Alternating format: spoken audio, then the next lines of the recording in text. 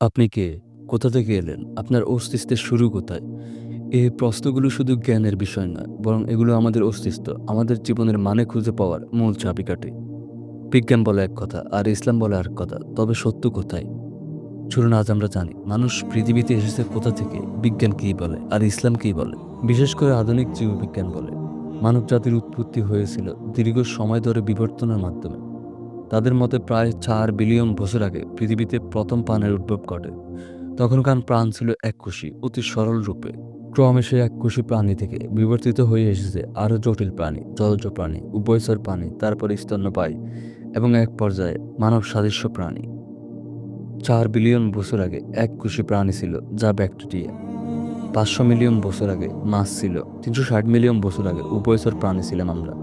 250 million বছর আগে স্তন্যপায়ী প্রাণী ছিলাম। 7 মিলিয়ন বছর আগে বানর সাদৃশ্য প্রাণী ছিলাম আমরা। 2 থেকে 3 লাখ বছর আগে আধুনিক মানুষ বা হোমো সাপিয়েন্স ছিলাম আমরা।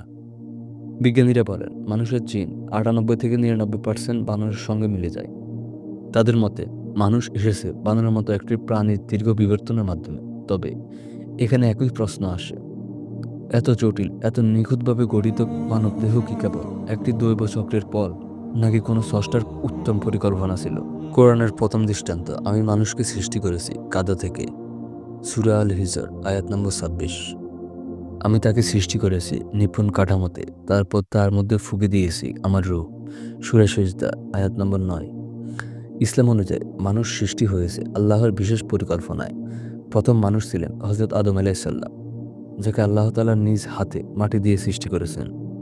এরপর আদম আলাইহিসসালামের সঙ্গিনী হাওয়াকে সৃষ্টি করা হয় এবং তাদের জান্নাতে রাখা হয়। তাদের ভুলের কারণে পৃথিবীতে পাঠানো হয় এবং সেখান থেকে মানবজাতির সূচনা। কেবল সৃষ্টি করে থেমে যাননি, বরং ফেরেশতাদের আদেশ দেন আদমকে সিজদা করতে। আর যখন আমি ফেরেশতাদের বললাম আদমকে সিজদা করা, তখন তারা সবাই সিজদা করল, ইবলিস অস্বীকার করল।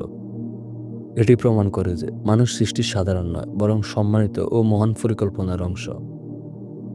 বিজ্ঞান যেখানে মানুষকে বানরের এক উন্নত রূপ বলে, ইসলাম সেখানে মানুষকে আল্লাহর খলিফা হিসেবে তুলে ধরে এবং বলে প্রতিটি মানুষ এক বিশেষ উদ্দেশ্য নিয়ে পৃথিবীতে এসেছে। আসলে কিছু জায়গায় বিজ্ঞান ও ইসলামের আংশিক মিল পাওয়া যায়, যেমন মানবদেহের গঠন।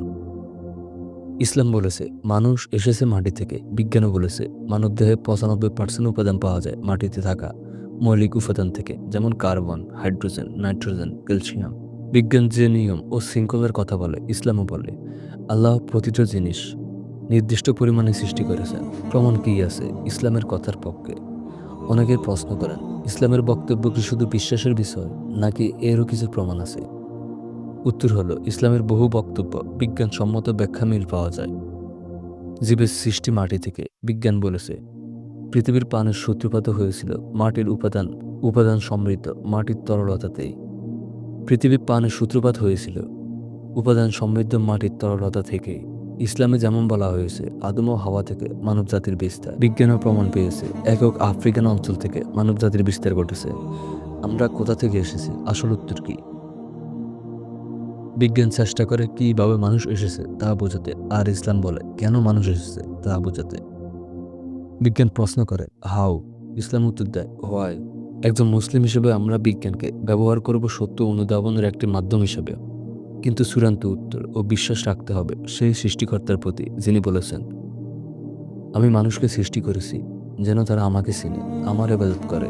আপনি এই পৃথিবীতে এসেছেন কোনো দুর্ঘটনার ফল হিসেবে না, বরং মহান আল্লাহর এক উদ্দেশ্য নিয়ে। আপনার সৃষ্টি হয়েছে আল্লাহর হুকুমে। আপনার হৃদয়ে রয়েছে সেই রুহু যা আল্লাহ নিজে দিয়েছেন। তাই কখনো নিজেকে তুচ্ছ ভাববেন না। আপনি হচ্ছেন সৃষ্টির শ্রেষ্ঠতম রূপ।